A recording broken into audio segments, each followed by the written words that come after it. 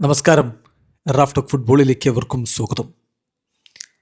IPL CSK play off കടക്കുമോ ഇല്ലയോ, play ഓഫിലേക്ക് എത്താൻ അവർക്ക് കഠിനമായ പാതകൾ പിന്നിടേണ്ടതുണ്ട്. ഇങ്ങനെയൊക്കെ നിൽക്കുമ്പോൾ വീണ്ടും പരിക്കിൻ്റെ പ്രശ്നങ്ങളിലേക്ക് വീഴുന്നു. നിലവിൽ CSK സംബന്ധിച്ചിടത്തോളം പ്ലേ ഓഫ് എന്നുള്ള അത്ര എളുപ്പമല്ല. 9 കളികളിൽ നിന്ന് 8 പോയിൻറ്റുമായിട്ട് അവരുള്ളത് 6ാം സ്ഥാനത്താണ്. മുന്നോട്ട് പോകണമെങ്കിൽ അവർക്ക് ഇനി ആകെ 5 കളികളുണ്ട്. അതിൽ 4 വിജയിക്കേണ്ട ഒരു സ്ഥിതിവിശേഷമാണ് എന്ന് പറഞ്ഞാൽ ടഫ് റോഡ് എഹെഡ് എന്ന് പറയണം. ഈ ഘട്ടത്തിലാണ് വീണ്ടും അവരെ പരിക്ക് ബാധിച്ചിരിക്കുന്നത്. രാമകൃഷ്ണ ഘോഷ് കഴിഞ്ഞ മത്സരം മോശമല്ലാതെ അവൻ പന്തെറിഞ്ഞു, പക്ഷേ അദ്ദേഹം ഇതാ പരിക്കേറ്റ് റൂൾഡ് ഔട്ടായിരിക്കുന്നു. നോക്കുക, ഇപ്പോൾ CSKയുടെ ഈ സീസൺ ഇതൊരു ഇഞ്ചുറി ക്രൈസിസിൻ്റെ സീസണാണ്. ആദ്യം നഥാൻ എല്ലിസ് റൂൾഡ് ഔട്ടായി. ഒറ്റക്കളി പോലും കളിക്കാതെ ടൂർണമെൻറ്റ് തുടങ്ങുന്നതിന് മുമ്പ് ആൾ റൂൾഡ് ഔട്ടായി.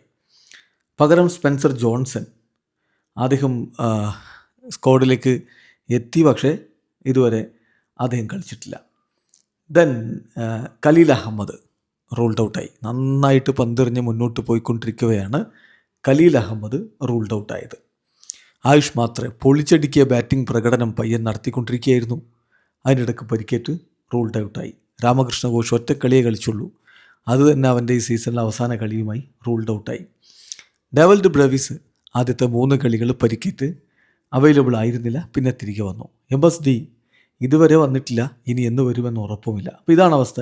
7 പ്ലെയേഴ്സ് ഇതുവരെ പരിക്കിൻ്റെ പ്രശ്നങ്ങൾ അവരെ അലട്ടിയിട്ടുള്ളത്. 7 പ്ലെയേഴ്സിനാണ് അങ്ങനെ, അതും സുപ്രധാന താരങ്ങൾ. ആയുഷ് മാത്രേ, ഖലീൽ അഹമ്മദ് പോലുള്ള സുപ്രധാന താരങ്ങൾ പരിക്കേറ്റ് റൂൾഡ് ഔട്ട് ആവുന്ന അവസ്ഥയും ഉണ്ടായി.